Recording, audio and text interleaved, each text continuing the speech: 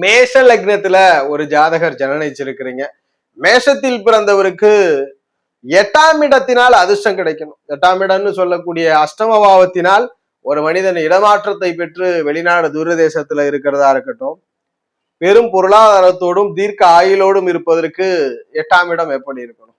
முதல்ல மேஷத்தில் பிறந்தவருக்கு தன்னுடைய ஆதிபத்திய கிரகமான செவ்வாயே 8ஆம் மனைக்கு அதிபதி ஆவார். விருச்சக மனைதான் அஷ்டம பாவம். இந்த விருச்சகத்தின் அதிபதி செவ்வாய் தான் அஷ்டமாதிபதியா வர்றார். அப்ப இந்த 8க்கு அதிபதி செவ்வாயோடு யாருக்கெல்லாம் சூரிய குரு தொடர்பு நிகழ்ந்து விடுகிறதோ, செவ்வாயோடோ 8ஆம் இடத்தோடோ சூரிய குரு தொடர்பு நிகழக்கூடிய ஜாதகர்களுக்கு மேஷ லக்னத்தில் பிறந்தவருக்கு இடமாற்றத்தினால் பெரும் யோகத்தை அனுபவிக்கிறார். இடமாற்றத்தினால் வாழ்க்கையில பெரும் வெற்றியை அனுபவிக்கிறார். வெளிநாடு தூரதேச வாழ்க்கையை அனுபவிக்கிறார்.